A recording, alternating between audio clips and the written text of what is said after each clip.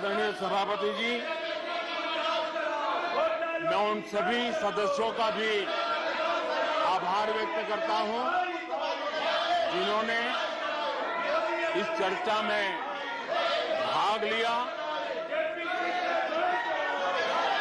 अपनी कल्पना के अनुसार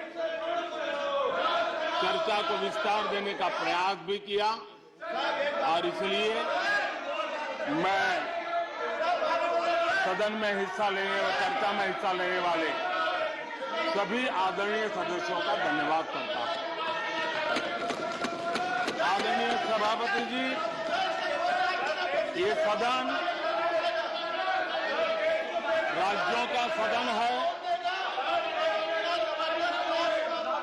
बीते दशकों में अनेक बुद्धिजीवियों ने इस सदन से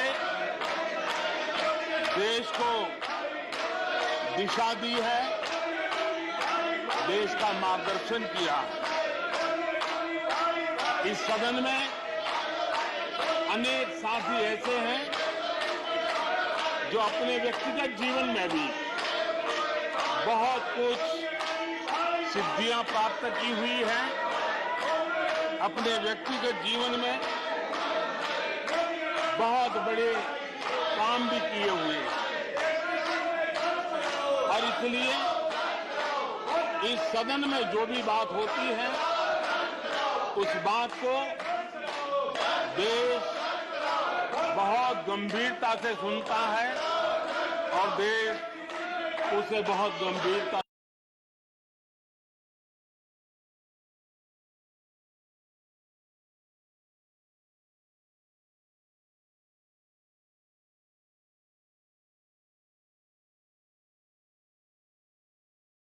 सदस्यों को मैं यही कहूंगा, कीचड़ उसके पास था, कीचड़ उसके पास था, मेरे पास गुलाल।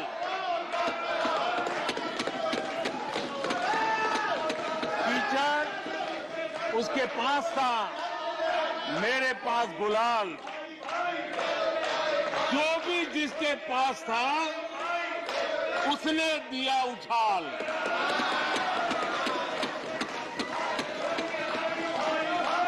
और अच्छा ही है,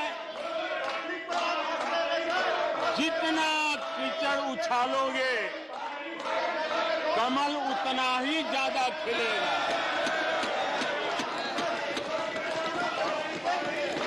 और इसलिए कमल खिलाने में आपका प्रत्यक्ष परोक्ष जो भी योगदान है, इसके लिए मैं उनका भी आभार व्यक्त करता हूं।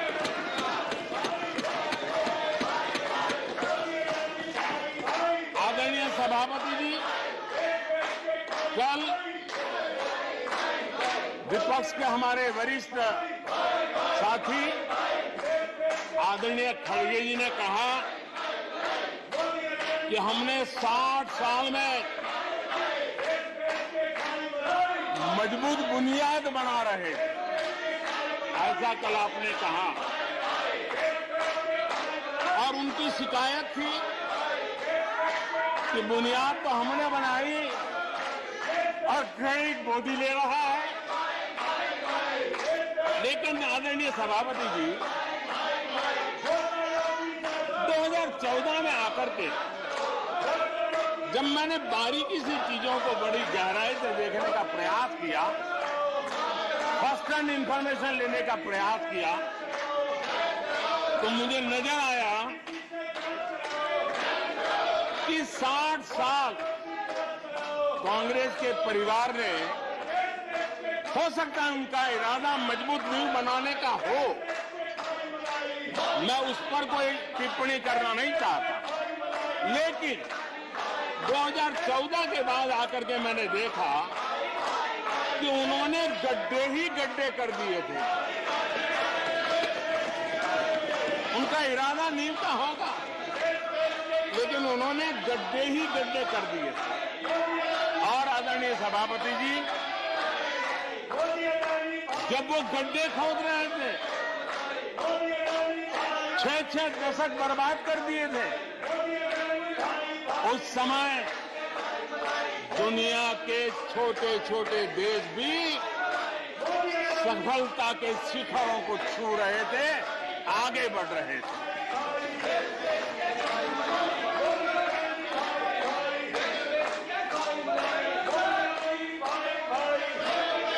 आदरणीय सभापति जी, उनका तो वो साल इतना अच्छा माहौल था कि पंचायत से लेकर के पार्लियामेंट तक उन्हीं की दुनिया चलती थी। इतना देश भी अनेक आशा अपेक्षाओं के साथ आंख बंद करके उनका समर्थन करता था। लेकिन उन्होंने इस प्रकार की कार्यशैली विकसित की, इस प्रकार का कल्चर विकसित किया कि जिसके कारण वे एक भी चुनौती का परमानेंट सॉल्यूशन करने का न कभी सोचा, न कभी उनको सूझा, न कभी उन्होंने प्रयास किया।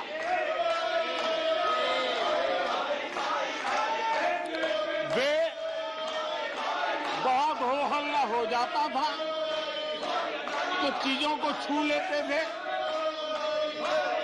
टोकनिज्म कर लेते थे और फिर आगे चले जाते थे।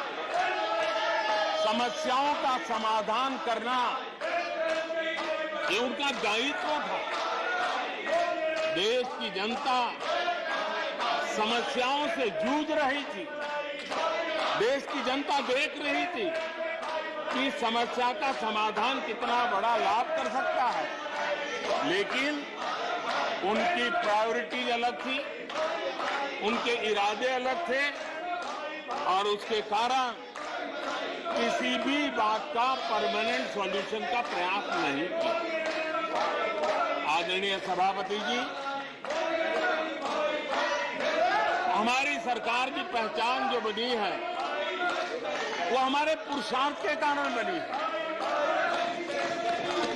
एक के बाद उठाए गए कदमों के कारण बनी हुई और आज हम परमानेंट सॉल्यूशन की दिशा में आगे बढ़ते रहे हैं।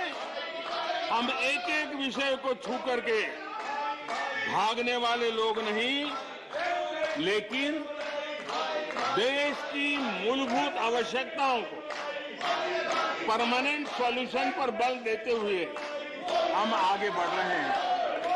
आदरणीय सभापति जी, अगर मैं पानी का ही उदाहरण लूं तो वो जमाना था कि किसी गांव में एक हैंडपंप लगा दिया तो हफ्ते भर उसका उत्सव मनाया जाता था और उस टोकनिज्म से पानी का काम किया करके गाड़ी चलाई जाती थी। कल यहां गुजरात का जिक्र कर रहे थे, आप हैरान होंगे, सबसे ज्यादा सीटों से जीतने का उनका जो गौरव था, वैसे एक मुख्यमंत्री एक शहर में पानी की टंकी का उद्घाटन करने गए थे और वो फ्रंट पेज पर हेडलाइन न्यूज था। यानी समस्याओं का टोकनिज्म क्या होता है, कैसे टाला जाता है, ये कल्चर देश ने देखा है। हमने भी पानी की समस्या को सुलझाने के लिए रास्ते अपनाए। हमने जल संरक्षण, जल सिंचन हर पहलू पर ध्यान दिया। हमने कैच द रेन अभियान से जनता को जोड़ा। इतना ही नहीं, आजादी के पहले से अब तक हम सरकार में आने तब तक सिर्फ 3 करोड़ घरों तक नल से जल मिलता था। आदरणीय सभापति जी, पिछले 3-4 साल में आज 11 करोड़ घरों को नल से जल मिल रहा है। भारत पानी की समस्या जो हर परिवार की समस्या होती है, जीवन में उसके बिना चल नहीं सकता और भविष्य के संभावनाओं को भी देखते हुए हमने उसके समाधान के रास्ते चुने। आदरणीय सभापति जी, मैं एक और विषय पर भी जाना चाहता हूं। Empowerment of common people. बैंकों का राष्ट्रीयकरण हुआ था, इस बात से हुआ था कि गरीबों को बैंकों का अधिकार मिले, ऐसी बहानेबाजी की गई थी। लेकिन इस बैंक देश के आधे से अधिक लोग बैंक से दरवाजे तक नहीं पहुंच पाए।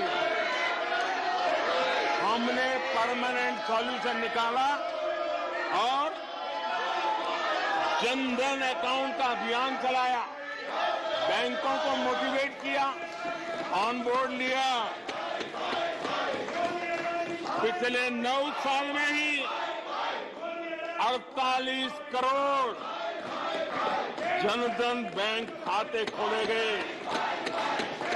इसमें 32 करोड़ बैंक खाते ग्रामीण और कस्बों में हुए हैं, यानी देश के गांव तक प्रगति की मिसाल को ले जाने का प्रयास हुआ। कल खड़गे जी शिकायत कर रहे थे कि मोदी जी बार बार मेरे चुनावी क्षेत्र में आते हैं। वो कह रहे थे मोदी जी कलबुर्गी आ जाते हैं। मैं जरा खड़गे जी को कहना चाहता हूं, मैं आता हूं उसकी शिकायत करने से पहले ये भी तो देखो कि कर्नाटका में 1,70,00,000 जनधन बैंक अकाउंट खुले हैं। इतना ही नहीं, उन्हीं के इलाके में कलबुर्गी में 8 लाख से ज्यादा जनधन खाते खुले हैं। अब सभापति जी बताइए, इतने बैंक के खाते खुल जाए, इतना एम्पावरमेंट हो जाए, लोग इतने जागरूक हो जाए और किसी का इतने सालों के बाद खाता बंद हो जाए तो उनकी पीड़ा मैं समझ सकता हूं और बार बार उनका दर्द झलकता है।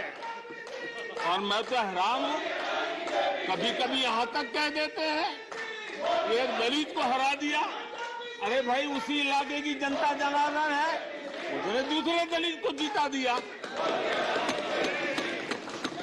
अब आपको जनता नकार दे रही है, आपको हटा रही है, आपका खाता बंद कर रही है और आप रोना यहां रो रहे हो। आदरणीय सभापति जी,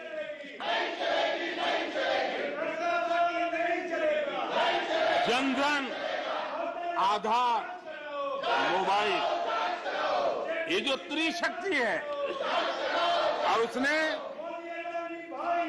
सीधा डायरेक्ट बेनिफिट ट्रांसफर, उस योजना के तहत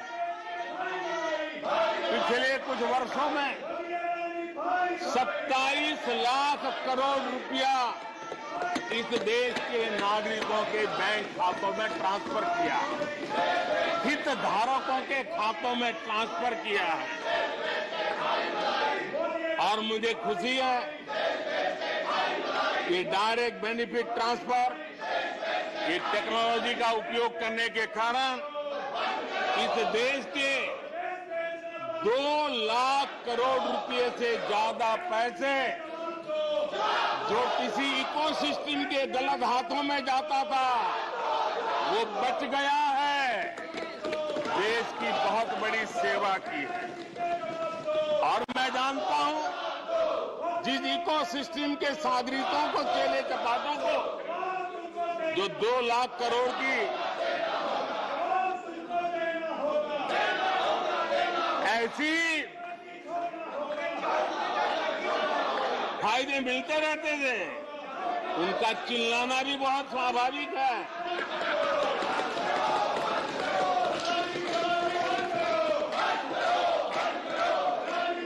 आदरणीय सभापति जी, हमारे देश में पहले परियोजनाएं अटकाना, लटकाना, भटकाना, ये उनकी कार्य संस्कृति का हिस्सा बन गया था। यही उनका कार्य करने का तरीका बन गया था। ईमानदार टैक्स पेयर की गाढ़ी कमाई, उसका नुकसान होता था। हमने टेक्नोलॉजी का प्लेटफॉर्म तैयार किया, पीएम गति शक्ति मास्टर प्लान लेकर के आए और 1600 लेयर में डेटा के माध्यम से इंफ्रास्ट्रक्चर को, प्रोजेक्ट को गति देने का काम हो रहा है। जो योजनाएं बनाने में महीनों लग जाते थे, वो आज सप्ताहों के भीतर भीतर उसको आगे बढ़ा दिया जाता है, क्योंकि आधुनिक भारत के निर्माण के लिए इंफ्रास्ट्रक्चर का महत्व हम भली भांति समझते हैं, स्केल का भी महत्व समझते हैं, स्पीड का भी महत्व समझते हैं और टेक्नोलॉजी के माध्यम से परमानेंट सॉल्यूशन और परमानेंट एस्पिरेशन का एड्रेस करने का प्रयास आदरणीय सभापति जी हम कर रहे हैं। आदरणीय सभापति जी, कोई भी जब सरकार में आता है तो देश के लिए कुछ करने के वादे करके आता है, जनता का कुछ भला करने के वादे करके आता है, लेकिन सिर्फ भावनाएं व्यक्त करने से बात बनती नहीं है। आप कह दें कि हम ऐसा चाहते हैं, हम ऐसा चाहते हैं, जैसे कभी कहा जाता था गरीबी हटाओ, 4 दशक हो गए, हुआ कुछ नहीं। इसलिए विकास की गति क्या है, विकास की नीयत क्या है, विकास की दिशा क्या है, विकास का प्रयास क्या है, परिणाम क्या है, ये बहुत मायने रखता है। सिर्फ आप कहते रहे कि हम भी कुछ करते थे, इतने से बात बनती नहीं है। आदरणीय सभापति जी, जबकि हम जनता को उनकी प्राथमिकताओं के आधार पर, उनकी आवश्यकताओं, और जब जनता की इतनी बड़ी आवश्यकताओं के लिए मेहनत करते हैं तो हम पर दबाव भी बढ़ता है, हमें मेहनत भी ज्यादा करनी पड़ती है, हमें परिश्रम भी ज्यादा करना पड़ता है। लेकिन हमने, जैसे महात्मा गांधी जी कहते थे, श्रेय और प्रेय, हमने श्रेय का रास्ता चुना है, प्रिय लग जाए आराम कर लें, वो रास्ता हमने नहीं चुना है। मेहनत करनी पड़ेगी तो करेंगे, दिन रात खपाना पड़ेगा तो खपाएंगे, लेकिन जनता जनार्दन के एस्पिरेशन को चोट नहीं पहुंचने देंगे और उसके एस्पिरेशन सिद्धियों में परिवर्तित हो जाए और देश विकास की यात्रा को पार करे, इसके लिए हम काम करते रहेंगे। इन सपनों को लेकर के चलने वाले हम लोग हैं और हमने वो करके दिखाया। आदरणीय सभापति जी, अब आप देखिए, देश आजाद हुआ तब से 2014 तक 14 करोड़ एलपीजी कनेक्शन थे और लोगों की मांग भी थी। लोग सांसदों के पास जाते थे कि हमें एलपीजी कनेक्शन मिल जाए, और उस समय 14 करोड़ घरों में था, डिमांड भी कम थी, प्रेशर भी कम था, आपको गैस लाने के लिए खर्चा भी नहीं करना पड़ता था, आपको गैस पहुंचाने के लिए व्यवस्था, आप भी मजे में, चलती भी गाड़ी, काम होता नहीं था, लोग इंतजार करते रहते थे। लेकिन हमने सामने से होकर के तय किया कि हर घर को एलपीजी कनेक्शन देंगे। हमें मालूम था कि हम कर रहे हैं, हमें मेहनत करनी पड़ेगी। हमें मालूम था हमें धन खर्च करना पड़ेगा। हमें मालूम था हमें दुनिया भर से गैस लाना पड़ेगा। ये सब दबाव की संभावना जानने के बावजूद भी हमारी प्राथमिकता मेरे देश का नागरिक था। हमारी प्राथमिकता हमारे देश के सामान्य लोग थे, और इसलिए हमने 32 करोड़ से ज्यादा परिवारों के पास गैस कनेक्शन पहुंचाए। नया इंफ्रास्ट्रक्चर खड़ा करना पड़ा, धन खर्चना पड़ा। आदरणीय सभापति जी, इस एक उदाहरण से आप समझ सकते हैं कि हमें कितनी मेहनत करनी पड़ी होगी, लेकिन हमने आनंद के साथ, संतोष के साथ, गर्व के साथ इस मेहनत को किया, और मुझे खुशी है कि सामान्य मानवी को उसका संतोष मिला। इससे बड़ा एक सरकार के लिए संतोष क्या हो। आदरणीय सभापति जी, आजादी के अनेक दशकों के बाद भी इस देश में 18,000 से ज्यादा गांव ऐसे थे जहां बिजली नहीं पहुंची थी, और ये गांव अधिकतर हमारे आदिवासी बस्ती के गांव थे, हमारे पहाड़ों पर जिंदगी गुजारने वालों के लोगों के गांव थे, जनजातीय से गांव थे, नॉर्थ ईस्ट के गांव थे। लेकिन ये उनके चुनाव के हिसाब किताब में बैठता नहीं था, इसलिए इनकी प्रायोरिटी नहीं था। हम जानते थे ये कठिन काम इन्होंने छोड़ दिए हैं। हमने कहा हम तो मक्खन पे लकीर करने वाले नहीं, पत्थर पे लकीर करने वाले लोग हैं। हम इस चुनौती को भी उठाएंगे, हम इस चुनौती को भी उठाएंगे, और हमने हर गांव में बिजली पहुंचाने का संकल्प उठाया।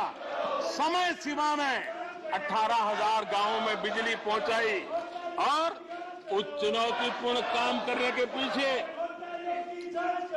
गांवों में एक नई जिंदगी की अनुभूति हुई। उनका विकास तो हुआ, लेकिन सबसे बड़ी बात हुई, देश की व्यवस्था पर उनका विश्वास बढ़ा, और विश्वास बहुत बड़ी ताकत होती है।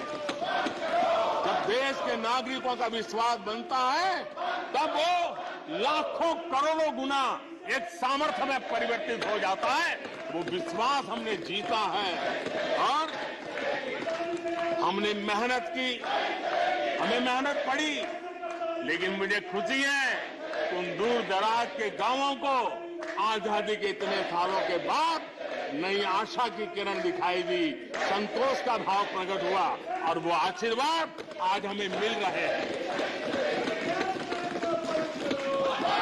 आदरणीय सभापति जी, पहले की सरकारों में कुछ घंटे बिजली आती थी, कहने को तो लगता था बिजली आ गई, गांव के बीच में खंभा डाल दिया तो हर साल उसकी संवत्सरी मनाते थे, फलानी तारीख को खंभा डाला गया था, बिजली तो आती नहीं थी। आज बिजली पहुंची इतना ही नहीं, औसत हमारे देश में 22 घंटे बिजली देने के प्रयास में हम सफल हुए। हमें इस काम के लिए नई ट्रांसमिशन लाइनें लगानी पड़ी, हमें नए ऊर्जा उत्पादन के लिए काम करना पड़ा, हमने सौर ऊर्जा की ओर जाना पड़ा, हमें रिन्यूएबल एनर्जी का नए क्षेत्र खोजने पड़े। हमने लोगों को उनके भाग्य पर नहीं छोड़ दिया, राजनीतिक फायदे घाटे की बात नहीं सोची। हमने देश का आने वाली कल उज्जवल बनाने का रास्ता चुना। हमने खुद के लिए दबाव बढ़ाया, लोगों की मांग बढ़ने लगी, दबाव बढ़ने लगा। हमने मेहनत वाला रास्ता चुना और इसके नतीजे आज देश देख रहा है। देश ऊर्जा के क्षेत्र में प्रगति की ऊंचाइयों को प्राप्त कर रहा है। आदरणीय सभापति जी,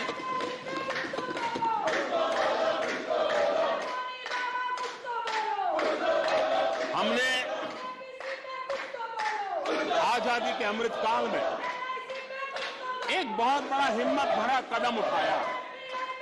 मैं जानता हूं ये आसान नहीं है, हमें बहुत मेहनत करनी पड़ेगी और वो रास्ता हमने चुना है सेचुरेशन का। हर योजना के जो लाभार्थी हैं 100% लाभ कैसे पहुंचे, 100% लाभार्थियों को लाभ पहुंचे, बिना रोक टोक के लाभ पहुंचे।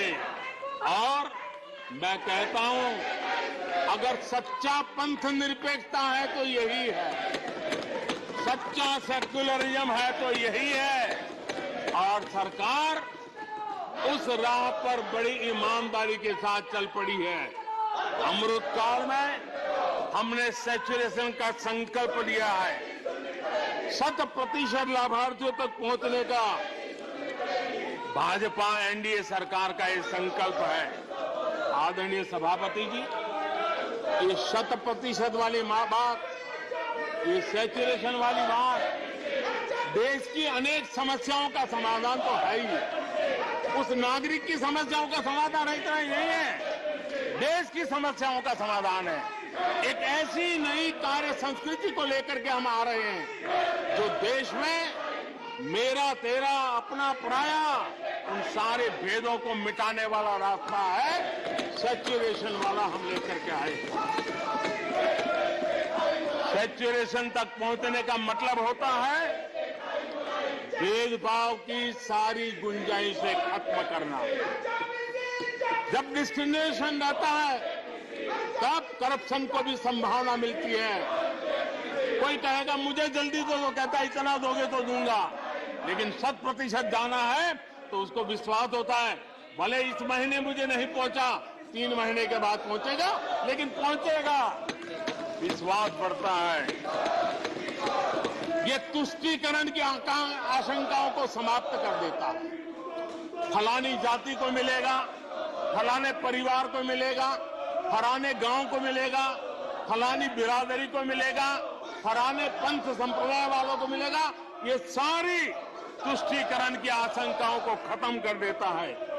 स्वार्थ के आधार पर लाभ पहुंचाने की प्रवृत्ति को पूरी तरह खत्म कर देता है और समाज के आखिरी व्यक्ति को, जो आखिरी पंक्ति में खड़ा हुआ व्यक्ति है, और महात्मा गांधी जिसकी हमेशा वकालत करते थे, उसके अधिकारों की रक्षा इसके अंदर समाहित होती है और हम उसको सुनिश्चित करते हैं।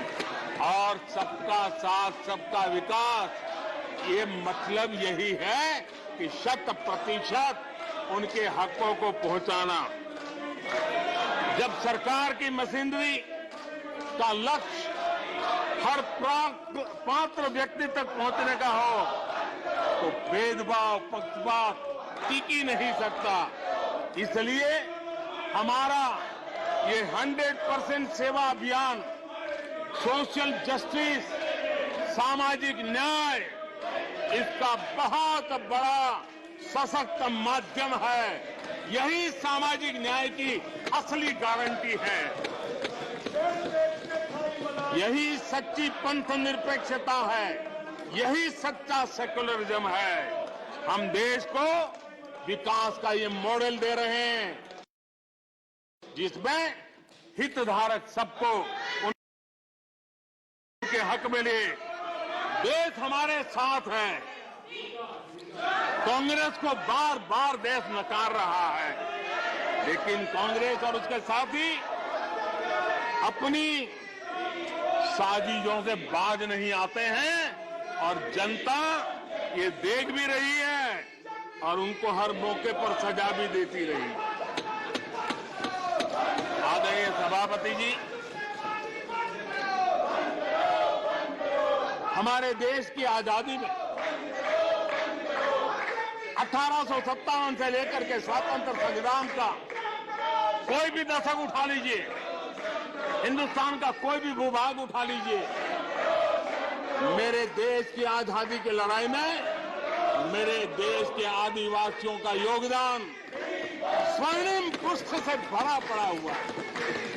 गर्व होता है देश को कि मेरे आदिवासी भाइयों ने आजादी के महात्म्य को समझा था, लेकिन दशकों तक मेरे आदिवासी भाई विकास से वंचित रहे और विश्वास का सेतु तो कभी बन ही नहीं पाया।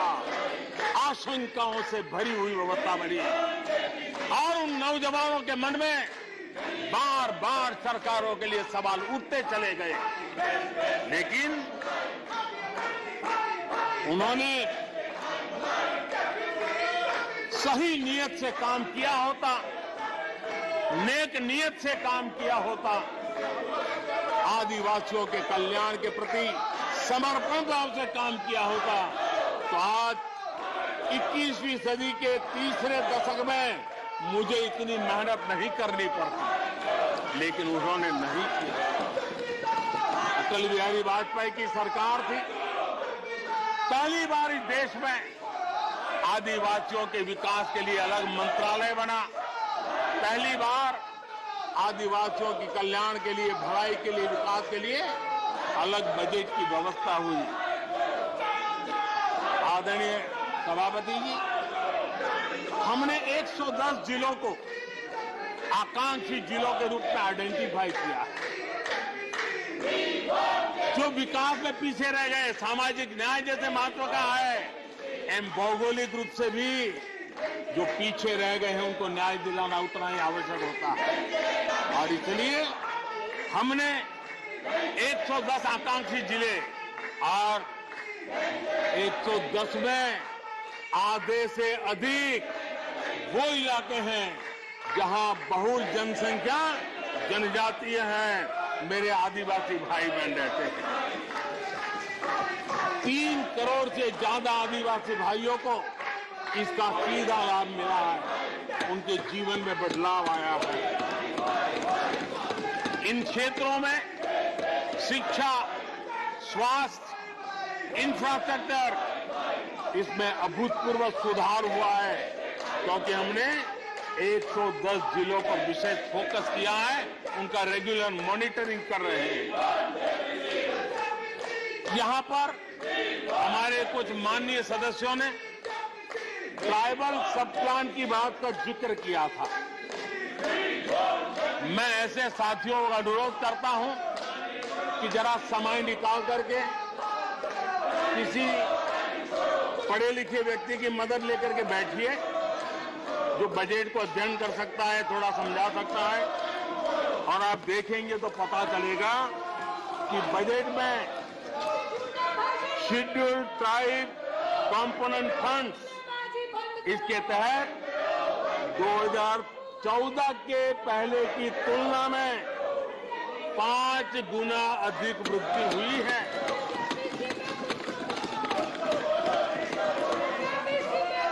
आदरणीय सभापति जी, 2014 के पहले जब उनकी सरकार थी, तब एलोकेशन 20-25 हजार करोड़ रुपए के आसपास रहता था। बहुत पुरानी बात नहीं है, सिर्फ 20-25 हजार करोड़ रुपए। आज यहां आकर के गीत गा रहे हैं। हमने आकर के इस वर्ष 1,20,000 करोड़ का प्रावधान किया। हमने बीते 9 वर्षों में हमारे आदिवासी, हमारे जनजातीय भाई बहनों के उज्जवल भविष्य के लिए और बच्चों के उज्जवल भविष्य के लिए 500 नए एकलव्य मॉडल स्कूल स्वीकृत किए हैं और ये 4 गुना ज्यादा बढ़ोतरी है। इतना ही नहीं, स्कूलों में टीचर स्टाफ इस बार हमने 38,000 नए लोगों के रिक्रूटमेंट का हमने भर्ती का इस बजट में प्रावधान किया। आदिवासियों के कल्याण के लिए समर्पित हमारी सरकार ने, मैं जरा आपको फॉरेस्ट राइट एक्ट की बात की तरफ ले जाना चाहता हूं। आदरणीय सभापति जी, देश आजाद होने से लेकर हमारे आने से पहले 2014 के पहले आदिवासी परिवारों को 14 लाख जमीन के पट्टे दिए गए। पिछले 7-8 वर्षों में हमने 7 लाख नए पट्टे दिए। यह अभूतपूर्व काम हुआ है। हमारे आने से पहले 23,000 सामुदायिक पट्टे दिए गए थे, 23,000।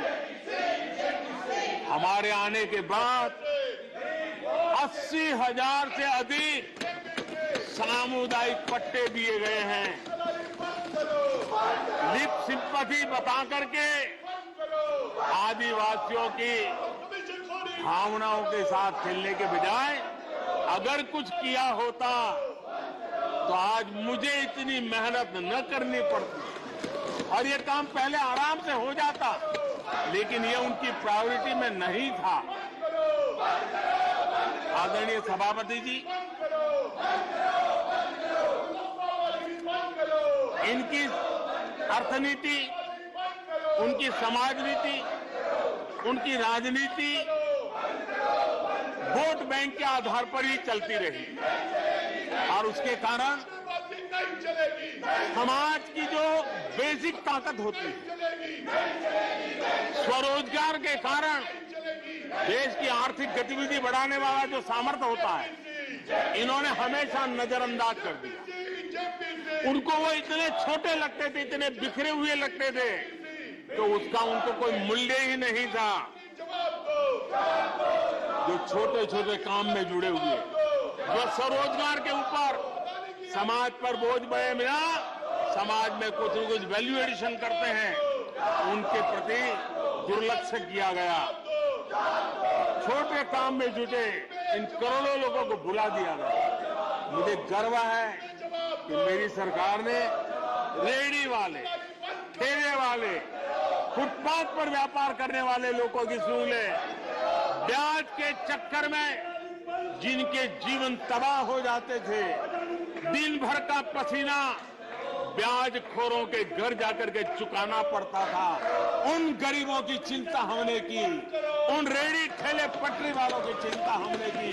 और आदरणीय सभापति जी, हमने इतना ही नहीं, हमारे विश्वकर्मा समुदाय जो समाज निर्माण के अंदर एक भूमिका देते हैं, जो अपने हाथ से औजार की मदद से कुछ न कुछ सृजन करते रहते हैं, समाज की आवश्यकताओं की बहुत बड़ी मात्रा में पूर्ति करते हैं। चाहे हमारा बंजारा समुदाय हो, चाहे हमारे गुमंत जाति के लोग हैं, हमने उनकी चिंता करने का काम किया है। पीएम स्वनिधि योजना हो, पीएम विश्वकर्मा योजना हो, जिसके द्वारा हमने समाज के इन लोगों की मजबूती के लिए काम किया है, उनके सामर्थ्य को बढ़ाने के लिए काम किया। आदरणीय सभापति जी, आप तो स्वयं किसान पुत्र हैं। इस देश के किसानों के साथ क्या बीती है, ऊपर के कुछ एक वर्ग को संभाल लेना और उन्हीं से अपनी राजनीति चलाए रखना, यही सिलसिला चला। इस देश की कृषि की सच्ची ताकत छोटे किसानों में है। 1 एकड़ 2 एकड़ भूमि का वो बड़ा मुश्किल से 80-85% इस देश का ये वर्ग है। इन छोटे किसान उपेक्षित थे, उनकी आवाज कोई सुनने वाला नहीं था। हमारी सरकार ने छोटे किसानों पर ध्यान केंद्रित किया, छोटे किसानों को फॉर्मल बैंकिंग के साथ जोड़ा। आज साल में 3 बार सीधे पीएम किसान सम्मान निधि छोटे किसान के खाते में जमा होती है। इतना ही नहीं, हमने पशुपालकों को भी बैंकों से जोड़ा, हमने मछुआरों को बैंकों से जोड़ा और उनको ब्याज में रियायत देकर के उनके आर्थिक सामर्थ्य को बढ़ाया ताकि वो अपना व्यवसाय विकसित कर सके, अपने क्रॉप पैटर्न को बदल सके, अपने उत्पादित किए हुए माल को रोक करके उचित दाम मिलने पर बाजार में ले जा सके। उस दिशा में हमने काम किया। आदरणीय सभापति जी, हम जानते हैं हमारे देश के बहुत सारे किसान ऐसे हैं कि जो बरसाती पानी पर उनको गुजारा करना पड़ता है। सिंचाई की व्यवस्था ये पिछली सरकारों ने की नहीं। हमने और देखा है कि ये छोटे किसान पानी बरसाती के भरोसे जीने वाले मोटे अनाज की खेती करते हैं, पानी होता नहीं है। ये मोटे अनाज की खेती करने वाले किसानों को हमने विशेष स्थान दिया। हमने यूएन को लिखा कि मिलेट ईयर मनाइए, दुनिया में भारत के मोटे अनाज की एक ब्रांडिंग बने, मार्केटिंग बने और उसके सुविचारित रूप से अब उस मोटे अनाज को श्री अन्न के रूप में, जैसे श्रीफल का महात्मा है वैसे ही श्री अन्न का महात्मा बने और छोटे किसान जो पैदावार करते हैं उनको उचित दाम मिले, ग्लोबल मार्केट मिले, देश में क्रॉप पैटर्न में परिवर्तन आए। और इतना ही नहीं, ये मिलेट सुपर फूड है, पोषण के लिए बहुत बड़ी ताकत है। हमारे देश के नई पीढ़ी को पोषण की समस्या के समाधान में भी ये काम आए, जो मेरे छोटे किसान को भी मजबूत करेगा। हमने फर्टिलाइजर में भी अनेक नए विकल्प डेवलप किए हैं, उसका भी लाभ मिल रहा है। आदरणीय सभापति जी,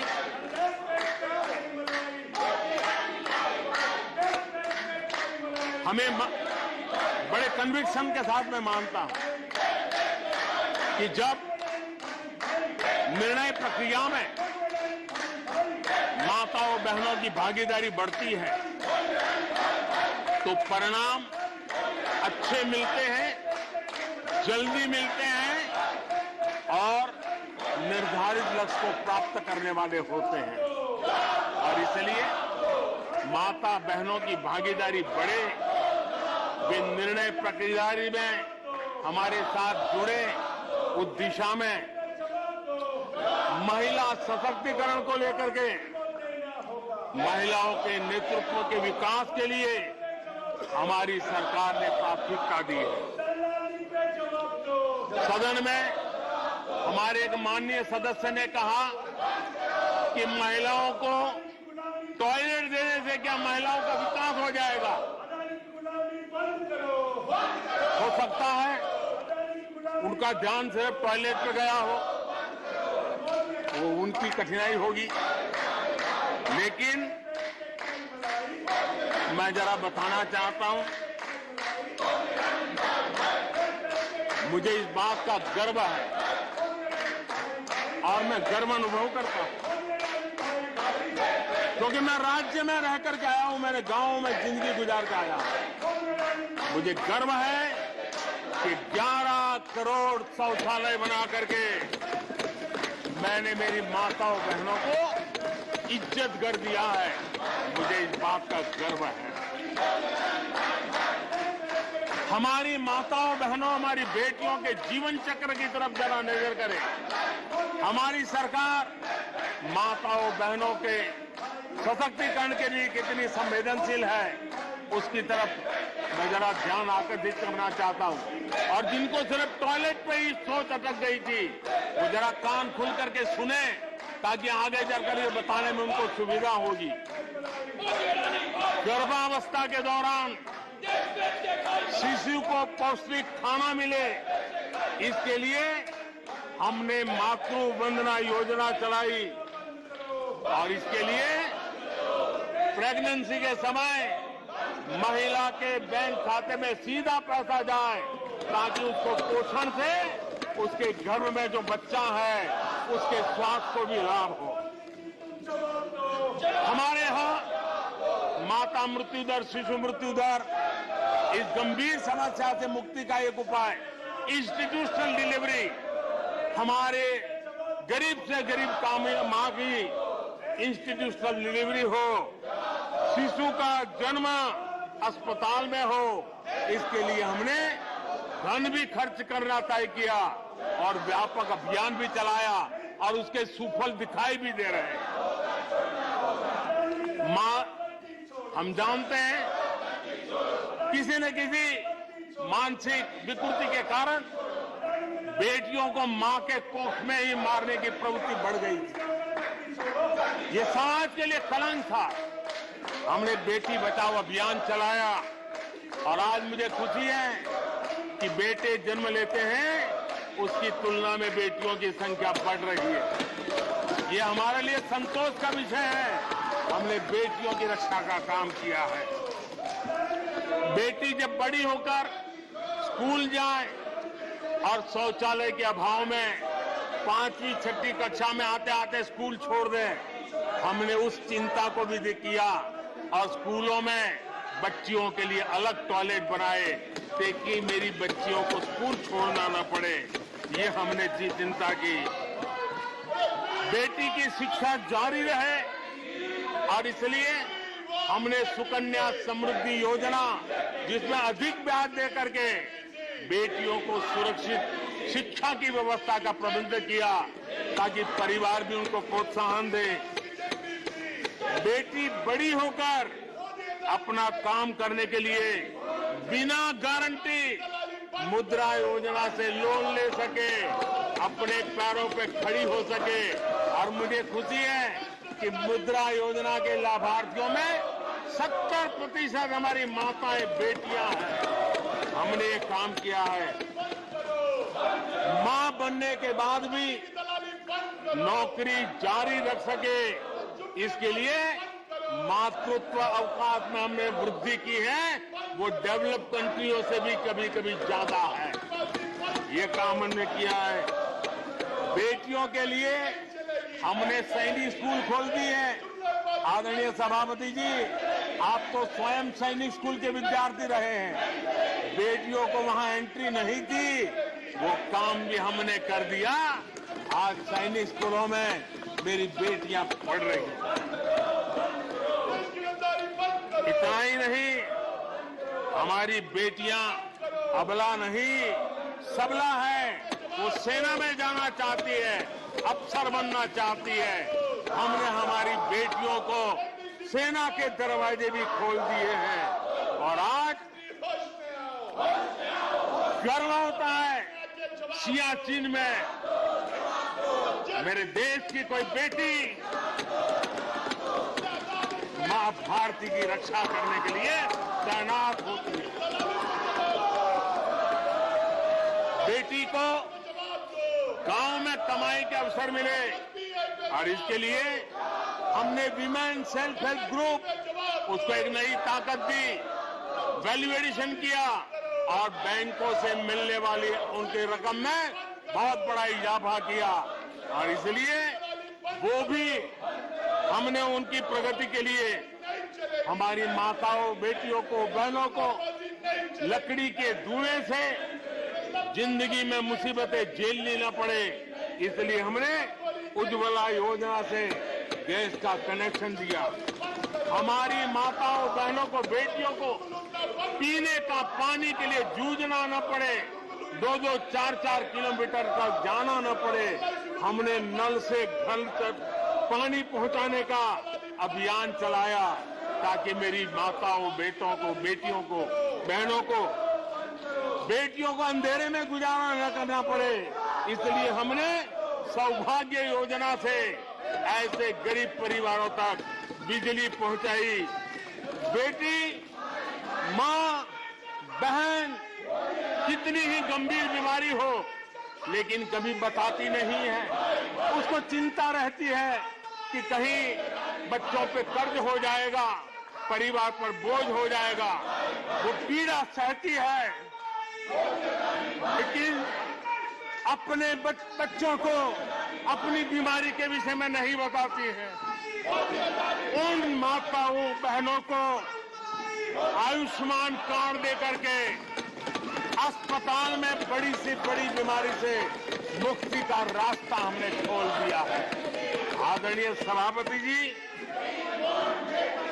बेटी का संपत्ति पर अधिकार हो, इसलिए हमने सरकार की तरफ से जो आवाज देते हैं उसमें बेटी के राइट को निश्चित किया, उसके नाम पर प्रॉपर्टी करने का काम किया।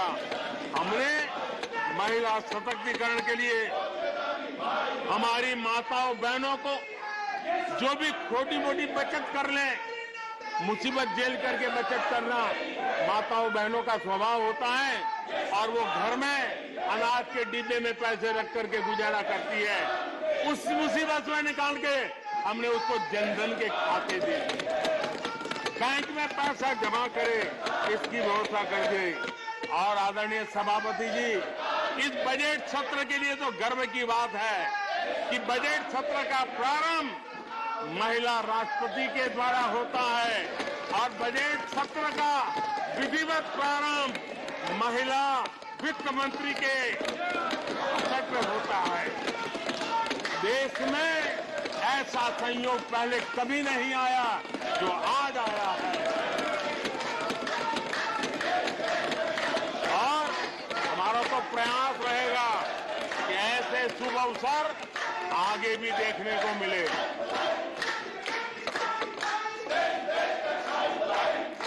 आदरणीय सभापति जी, जब देश को आधुनिक होना है, नए संकल्पों को पार करना है, तो हम साइंस और टेक्नोलॉजी के सामर्थ्य को नकार नहीं सकते। साइंस और टेक्नोलॉजी के महत्व को हमारी सरकार भली भांति समझती है, लेकिन हम टुकड़ों में नहीं सोचते, हम टोकनिज्म में नहीं सोचते हैं। हम साइंस और टेक्नोलॉजी की तरफ से देश को आगे बढ़ाने के लिए हर दिशा में काम कर रहे हैं, सार्वत्रिक प्रयास कर रहे हैं, अनेकविध इनिशिएटिव ले रहे हैं और इसलिए बचपन में साइंटिफिक टेम्परामेंट डेवलप करने के लिए अटल टिंकरिंग लैब, ये वैज्ञानिक सोच के निर्माण के लिए स्कूल के लेवल पर बच्चों को हमने अवसर दिया। उससे थोड़ा आगे निकले, बच्चा कुछ करना शुरू कर ले, तो हमने अटल इंक्यूबेशन सेंटर खड़े किए ताकि कुछ अगर अच्छी प्रगति की है तो उसको वो वायुमंडल मिले, ताकि वो टेक्नोलॉजी में कन्वर्ट करने के लिए वो खोज, वो इनोवेशन काम आ जाए। इसके लिए हमने विज्ञान की इस प्रगति का परिणाम हमने नीतियां बदली। स्पेस के क्षेत्र में अब प्राइवेट भागीदारी का हमने सपना पूरा किया और मुझे खुशी है मेरे देश के नौजवान आज प्राइवेट सैटेलाइट छोड़ने की ताकत रखते हैं। ये साइंस एंड टेक्नोलॉजी, आज स्टार्टअप की दुनिया जो मूलतः साइंस और टेक्नोलॉजी से जुड़ी हुई है, उसमें यूनिकॉर्न की संख्या में आज हम दुनिया में तीसरे नंबर पर पहुंच गए हैं।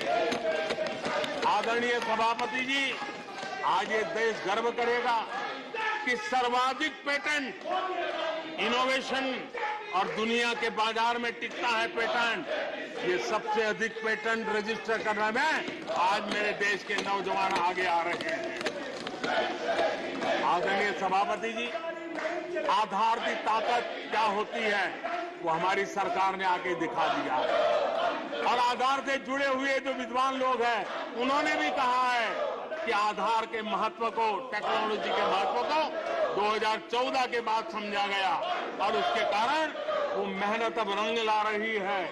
हमने देखा है कोविड के काल में कोविन प्लेटफॉर्म 200 करोड़ वैक्सीनेशन और सर्टिफिकेट कोविन का आपके मोबाइल पर विदिन ए सेकंड आ जाता है। लेकिन दुनिया को अचंभा तब हुआ कि भारत अपनी वैक्सीन लेकर के आ गया है कोविड में। दुनिया के लोग अपनी वैक्सीन, हमारे यहाँ कोई बहुत बड़ा मार्केट था, बेचने के लिए भांति भांति के प्रेशर करते थे, आर्टिकल लिखे जाते थे, टीवी में इंटरव्यू दिए जाते थे, सेमिनार किए जाते थे। इतना ही नहीं, मेरे देश के वैज्ञानिकों को बदनाम करने के लिए, उनको नीचा दिखाने के लिए कल तक प्रयास चले, कल तक प्रयास चले, कल तक प्रयास चले। और मेरे ही देश के वैज्ञानिकों ने आज दुनिया में जिसको स्वीकृति मिली है ऐसी वैक्सीन से, मेरे देशवासियों का ही नहीं 150 देशों के लोगों की आवश्यकताओं को पूरी किया जाता है। ये विज्ञान के विरोधी लोग, ये टेक्नोलॉजी के विरोधी लोग,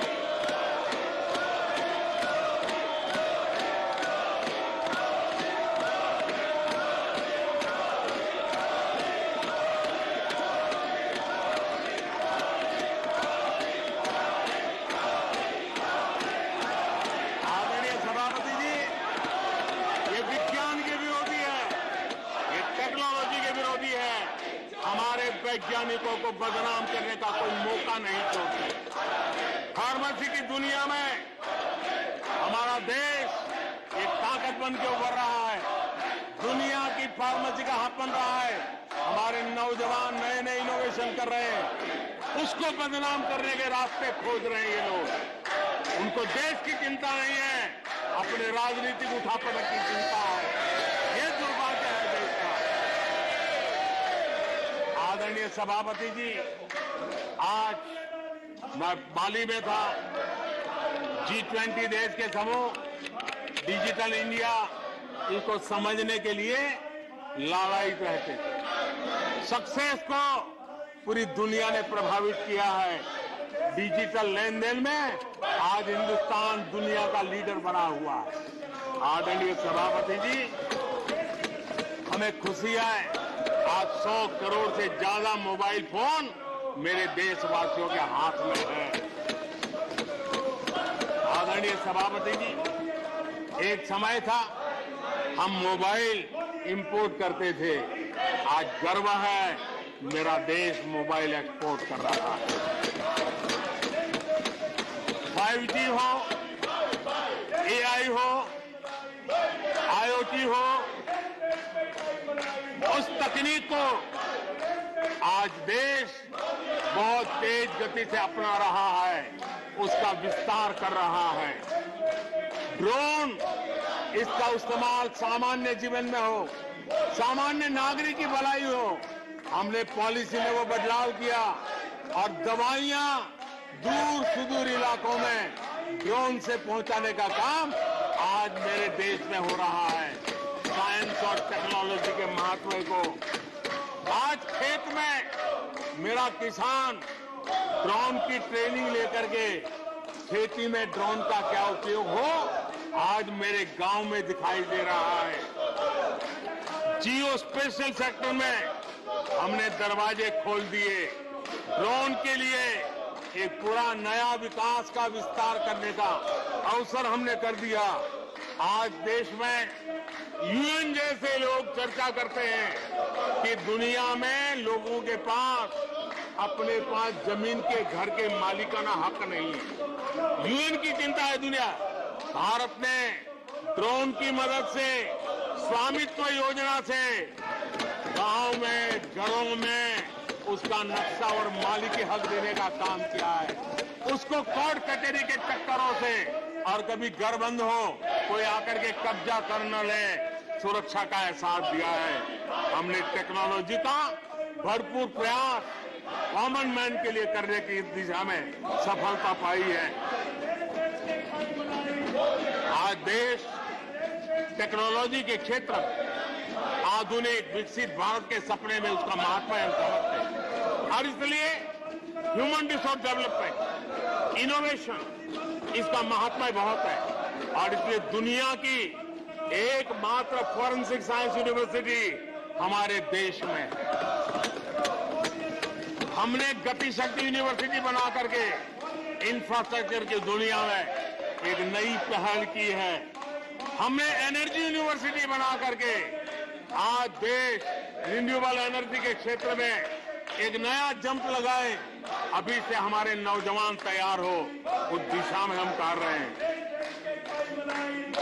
हमारे देश में टेक्नोक्रेट की तरफ, इंजीनियर्स की तरफ, साइंस की तरफ नफरत करने में कांग्रेस ने अपने शासनकाल में कोई कमी नहीं रखी है और साइंस और टेक्नोलॉजी को सम्मान देने में हमारे कार्यकाल में कोई कमी नहीं रखी है। ये हमारा रास्ता है।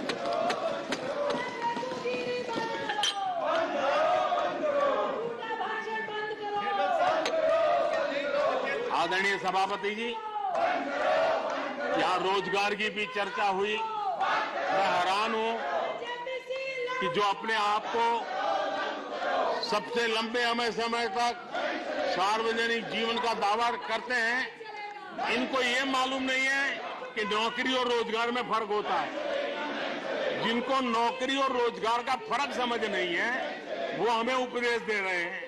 आदरणीय सभापति जी, नए नए नैरेटिव गढ़ने के लिए आधी अधूरी चीजों को पकड़ करके झूठ फैलाने के प्रयास हो रहे हैं। बीते 9 वर्ष में अर्थव्यवस्थाओं का जो विस्तार हुआ है, नए सेक्टर्स में रोजगार की नई संभावनाएं बनी।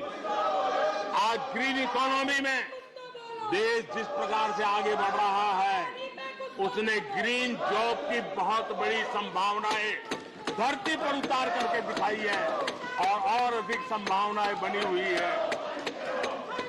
डिजिटल इंडिया के विस्तार से डिजिटल इकोनॉमी, उसका भी एक नया क्षेत्र। आज सर्विस सेक्टर में डिजिटल इंडिया एक नई बुलंदी पर है। 5 लाख कॉमन सर्विस सेंटर, गांव के अंदर एक कॉमन सर्विस सेंटर में 2-2, 5-5 लोग रोजी रोटी कमाते हैं। और दूर सुदूर जंगलों के छोटे छोटे गांव में भी कॉमन सर्विस सेंटर में आज हमारे देश की आवश्यक सेवाएं गांव के लोगों को एक बटन पर उपलब्ध हो, ये व्यवस्था हुई है। डिजिटल इकोनॉमी ने अनेक नए रोजगार की संभावनाएं पैदा की। आदरणीय सभापति जी, 90,000 रजिस्टर्ड स्टार्टअप, इसने भी रोजगार के नए द्वार खोले हैं। अप्रैल से नवंबर 2022 के दौरान ईपीएफओ पेरोल में 1 करोड़ से अधिक लोग जोड़े गए हैं। 1 करोड़ से अधिक लोग। आदरणीय सभापति जी, आत्मनिर्भर भारत रोजगार योजना, इसके जरिए 60 लाख से अधिक नए कर्मचारियों का लाभ हुआ है। आत्मनिर्भर भारत अभियान के तहत हमने अपने उद्यमियों के लिए स्पेस, डिफेंस, ड्रोन, माइनिंग, कोल, अनेक क्षेत्रों को खोला है, जिसके कारण रोजगार की संभावना में नई गति आई है। और देखिए, हमारे नौजवानों ने इन सारे कदमों का आगे आकर के अवसर लिया, उठाया है, उसका फायदा। आदरणीय सभापति जी, रक्षा के क्षेत्र में यह देश आत्मनिर्भर बने, ये देश के लिए बहुत आवश्यक है। मुझे खुशी है कि रक्षा के क्षेत्र आत्मनिर्भरता का मिशन लेके हम चले। आज 350 से ज्यादा निजी कंपनियां रक्षा के क्षेत्र में आई है और करीब करीब 1 लाख करोड़ रुपए का एक्सपोर्ट रक्षा के क्षेत्र में मेरा देश कर रहा है। और अभूतपूर्व रोजगार इस क्षेत्र में भी पैदा हुए हैं। आदरणीय सभापति जी, रिटेल से लेकर के टूरिज्म तक हर सेक्टर का विस्तार हुआ है। खादी और ग्रामोद्योग, महात्मा गांधी के साथ जो व्यवस्था जुड़ी हुई है, खादी ग्रामोद्योग को भी डुबो दिया था। आजादी के बाद सर्वाधिक खादी ग्रामोद्योग के रिकॉर्ड तोड़ने का काम हमारे कालखंड में हुआ है। आदरणीय सभापति जी, इंफ्रास्ट्रक्चर में हो रहा रिकॉर्ड निवेश, चाहे रेल का काम होता हो, रोड का काम होता हो, पोर्ट का काम होता हो, एयरपोर्ट का काम होता हो, प्रधानमंत्री ग्राम सड़क योजनाएं बनती हो, ये सारे इंफ्रास्ट्रक्चर के काम, उसके लिए जो मटेरियल लगता है, उस इंडस्ट्री में रोजगार की संभावनाएं बढ़ी है। हर जगह निर्माण कार्य के अंदर मजदूर से लेकर मैकेनिक तक हर प्रकार के रोजगार की संभावनाएं, इंजीनियर से लेकर के श्रमिक तक हर किसी के लिए रोजगार के नए अवसर बने हैं। और उसी के कारण यूथ विरोधी नीति लेकर के चले हुए लोगों को आज यूथ नकार रहा है और यूथ के भलाई के लिए हम जिन नीतियों को लेकर के चल रहे हैं, इसको आज देश स्वीकार कर रहा है। आदरणीय सभापति जी, यहां भी ये भी कहा गया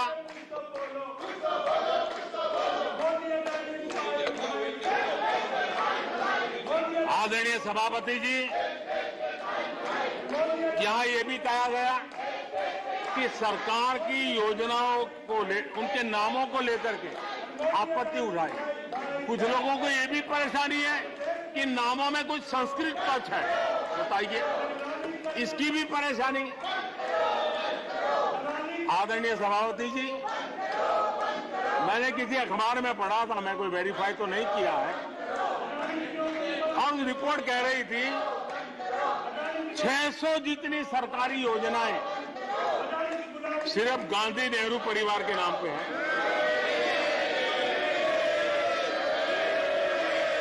आदरणीय सभापति जी, किसी कार्यक्रम में अगर नेहरू जी के नाम का उल्लेख नहीं हुआ तो कुछ लोगों के बाल खड़े हो जाते हैं, उनका लहू एकदम गर्म हो जाता कि नेहरू जी का नाम क्यों नहीं दिया।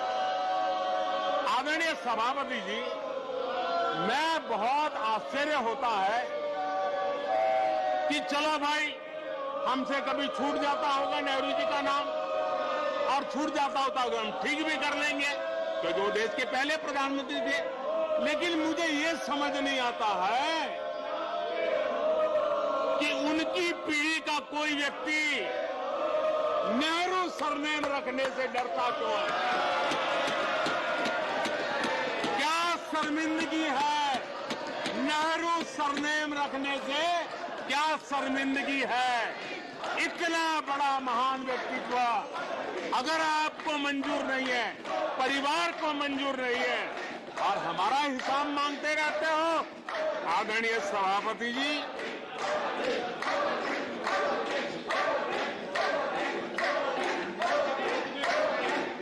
कुछ लोगों को समझना होगा, ये सदियों पुराना देश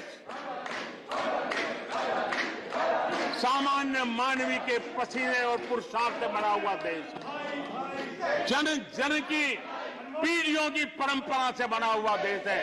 ये देश किसी परिवार की जागीर नहीं है। हमने मेजर ध्यानचंद जी का नाम पर खेल रत्न का पुरस्कार कर दिया। अंडमान में नेताजी सुभाष के नाम पर, स्वराज के नाम पर हमने द्वीपों का नामकरण किया। हमें गर्व हो रहा है। नेताजी सुभाष बोस के योगदान के लिए देश गर्व करता है, हम गर्व करते हैं। इतना ही नहीं, जो लोग आए दिन हमारे देश की सेना को नीचा दिखाने का मौका नहीं छोड़ते, हमने इन द्वीपों को परमवीर चक्र प्राप्त करने वाले सेनानियों के नाम कर दिया। आने वाली सदियों तक आने वाली सदियों तक कोई हिमालय की चोटी एक एवरेस्ट व्यक्ति के नाम पर एवरेस्ट बन गई। मेरे द्वीप समूह, मेरे परम वीर चक्र विजेता, मेरे देश के सेनानियों के नाम कर दिया। ये हमारी श्रद्धा है, ये हमारी भक्ति है और उसको लेकर के हम चलते हैं। आदरणीय और इससे आपको तकलीफ है और तकलीफ व्यक्त भी हो रही है। हर एक की तकलीफ व्यक्त करने के रास्ते अलग होंगे। हमारा रास्ता है सकारात्मक। कभी कभी अब ये सदन है, एक प्रकार से राज्यों का महात्मा है। हम पर ऐसे भी आरोप लगाए जाते हैं कि हम राज्यों को परेशान करते हैं। आदरणीय सभापति जी, मैं लंबे अरसे तक राज्य का मुख्यमंत्री रह करके आया हूं। फेडरलिज्म का क्या महत्व होता है वो भली भांति समझता हूं, उसको जी करके आया हूं और इसलिए हमने कोऑपरेटिव कॉम्पिटिटिव फेडरलिज्म पर बल दिया है। आओ हम पर्दा करें, हम आगे बढ़े, हम सहयोग करें, हम आगे बढ़े, उस दिशा में हम चले हैं। हमने हमारी नीतियों में नेशनल प्रोग्रेस का भी ध्यान रखा है और रीजनल एस्पिरेशन को भी एड्रेस किया है। National progress and regional aspiration, इसका परफेक्ट कॉम्बिनेशन हमारी नीतियों में दिखा है, क्योंकि हम सब मिलकर के 2047 तक एक विकसित भारत का सपना पूरा करने के लिए चल पड़े हैं। लेकिन जो लोग आज विपक्ष में बैठे हैं, उन्होंने तो राज्यों के अधिकारों की धज्जियां उड़ा दी। जरा मैं कच्चा चिट्ठा आज खोलना चाहता हूं।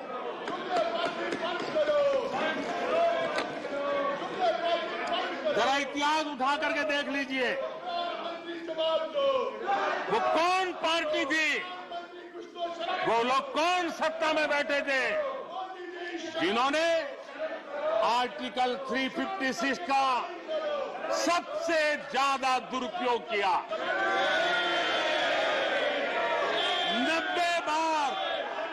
90 बार चुनी हुई सरकारों को गिरा दिया। कौन है वो? कौन है जिन्होंने किया? कौन है जिन्होंने किया? कौन है जिन्होंने किया? इतना ही नहीं सभापति जी, एक प्रधानमंत्री ने आर्टिकल 356 का 50 बार उपयोग किया, आधी सेंचुरी कर दी। वो नाम है श्रीमती इंदिरा गांधी का। 50 बार सरकारों को गिरा दिया। केरल में आज जो लोग इनके साथ खड़े हैं, जरा याद कर लीजिए, थोड़ा बार माइक लगा दीजिए। केरल में वामपंथी सरकार चुनी गई, जिसे पंडित नेहरू पसंद नहीं करते थे। कुछ ही कालखंड के अंदर चुनी हुई पहली सरकार को गढ़ते थे। आज आप वहां खड़े हैं, आपके साथ क्या हुआ था जरा याद कीजिए। आदरणीय सभापति जी, जरा डीएमके के मित्रों को भी बताता हूं, तमिलनाडु में एमजीआर और करुणानिधि जैसे दिग्गजों की सरकारें, उन सरकारों को भी इन्हीं कांग्रेस वालों ने बर्खास्त कर दिया।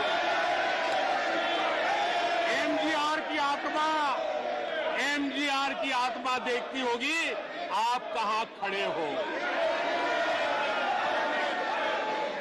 यहां पर पीछे बैठे हैं इस सदन के वरिष्ठ सदस्य और जिनको मैं हमेशा एक आदरणीय नेता मानता हूं, श्रीमान शरद पवार जी। 1980 में शरद पवार जी का आयु 35-40 साल की थी। एक नौजवान मुख्यमंत्री महाराष्ट्र की सेवा करने के लिए निकला था, उनकी सरकार को भी गिरा दिया गया और आज वो वहां है। आज वो वहां हर क्षेत्रीय नेता को उन्होंने परेशान किया और एनटीआर के साथ क्या किया।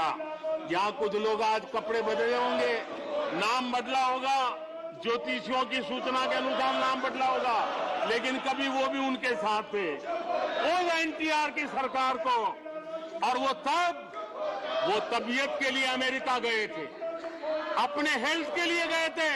आपने एनटीआर की सरकार को गिराने का प्रयास किया। ये कांग्रेस की राजनीति का स्तर था। आदरणीय सभापति जी, अखबार निकाल के देख लीजिए, हर अखबार लिखता था कि राजभवनों को कांग्रेस के दफ्तर बना दिए गए हैं, कांग्रेस के हेडक्वार्टर बना दिए गए। 2005 में झारखंड में एनडीए के पास ज्यादा सीटें थी, लेकिन गवर्नर ने यूपीओ को शपथ के लिए बुला लिया था। 1982 में हरियाणा में भाजपा और देवीलाल के पास प्री पोल उनका एग्रीमेंट था, उसके बावजूद भी गवर्नर ने कांग्रेस की सरकार के लिए निमंत्रण कर दिया था। ये कांग्रेस के पाप, और आज देश को गुमराह करने की बातें कर रहे हैं। आदरणीय सभापति जी, मैं एक बात को जानना चाहता हूं, मैं एक गंभीर विषय की ओर अब ध्यान देना भी चाहता हूं। महत्वपूर्ण विषयों को मैंने स्पर्श किया है, और आज देश में आर्थिक नीतियों की जिनको समझ नहीं है, जो 24 घंटा राजनीति के सिवा कुछ सोचते नहीं है, जो सत्ता के खेल खेलना यही जिनको सार्वजनिक जीवन का काम दिखता है, उन्होंने अर्थनीति को अनर्थ नीति में परिवर्तित कर दिया। मैं उनको चेतावनी देना चाहता हूं, और मैं इस सदन की गंभीरता के साथ उनसे कहना चाहता हूं कि अपने रिस्पेक्टिव स्टेट को जाके समझाएं कि ये गलत रास्ते पर न चले जाएं। हम हमारे पड़ोस के देशों का हाल देख रहे हैं कि वहां पर क्या हाल हुआ है, अनाप शनाप कर्ज लेकर के किस प्रकार के देशों को डुबो दिए गए। आज हमारे देश में भी तत्कालीन लाभ के लिए अगर भुगतान करेगा तो आने वाली पीढ़ी करेगी। हम तो कर्ज करो जीपीओ वाला खेल आने वाला देखेगा। ये कुछ राज्यों ने अपनाया है, वो उनका तो तबाह कर देंगे, देश को भी बर्बाद कर देंगे। अब देश अब कर्ज के तले दबते जा रहे हैं। ये देश आज दुनिया में उनको कर्ज देने के लिए कोई तैयार नहीं है। ये मुसीबतों से गुजर रहे हैं। मैं राजनीतिक वैचारिक मतभेद हो सकते हैं, दलों के विषय में एक दूसरे के प्रति टीका टिप्पणी हो सकती है, लेकिन देश की आर्थिक सेहत के साथ खिलवाड़ मत कीजिए। आर्थिक सेहत के साथ खिलवाड़ मत कीजिए। आप ऐसा कोई पाप मत कीजिए जो आपके बच्चों के अधिकारों को छीन ले और आज अपना मौज कर लें और बच्चों के नसीब में बर्बादी छोड़ के चले जाए। ऐसा करके न जाए। आज आपको पॉलिटिकली सूट कर, मैंने तो देखा एक मुख्यमंत्री ने बयान दिया कि भाई अब ठीक है, मैं तो निर्णय करता हूं, अभी मुसीबत मुझे कहां आएगी, 2030-32 के बाद आएगी, जो आएगा वो भुगतेगा। क्या कोई देश ऐसे चलता है क्या? लेकिन ये जो वृत्ति बन रही है वो बहुत चिंता का विषय है। आदरणीय सभापति जी, देश की आर्थिक सेहत के लिए राज्यों ने भी अपनी आर्थिक सेहत के संबंध में डिसिप्लिन का रास्ता चुनना पड़ेगा, और तभी जाकर के वे राज्य भी इस विकास की यात्रा का लाभ ले पाएंगे और उनके राज्यों के नागरिकों का भला करने में हमें भी सुविधा हो जाएगी, ताकि हम उन तक लाभ पहुंचाना चाहते हैं। आदरणीय सभाजी जी, 2047 में ये देश विकसित भारत बने, ये हम सबका संकल्प है। 140 करोड़ देशवासियों का संकल्प है। अब देश पीछे मुड़ करके देखने को तैयार नहीं है। देश लंबी छलांग मारने को तैयार है। जिनकी 2 वक्त की रोटी का सपना था, उसको आपने एड्रेस नहीं किया। हमने उसको एड्रेस किया है। जिसको सामाजिक न्याय की अपेक्षा थी, जो आपने एड्रेस नहीं किया, हमने एड्रेस किया है। जिन अवसरों को तलाशता था, उन अवसरों को उपलब्ध कराने के लिए हमने अनेक कदम उठाए हैं और आजाद भारत का जो सपना है, उन सपने को पूरा करने के लिए हम संकल्पबद्ध होकर के चले। और आदरणीय सभापति जी, देश देख रहा है, देश देख रहा है, एक अकेला कितनों को भारी पड़ रहा है, एक अकेला कितनों को भारी पड़ रहा है। अरे नारे बोलने के लिए भी, नारे बोलने के लिए भी उनको बदल करना पड़ता है। जो भी ये बोलता है, जन के फर्ज से आवाज की जवाब देना। आदरणीय सभापति जी, एक कन्विक्शन के कारण चला हूं, देश के लिए जीता हूं, देश के लिए कुछ करने के लिए निकला हुआ हूं। और इसलिए ये राजनीतिक खेल खेलने वाले लोग, उनके अंदर वो हौसला नहीं है, वो ढूंढ रहे हैं, बचने का रास्ता खोज रहे हैं। आदरणीय सभापति जी, राष्ट्रपति जी के उम्दा भाषण को, राष्ट्रपति जी के मार्गदर्शक भाषण को, राष्ट्रपति जी के प्रेरक भाषण को इस सदन के अंदर अभिनंदन करते हुए, धन्यवाद करते हुए, आपका भी आभार व्यक्त करते हुए अपनी बात को समाप्त करता हूं।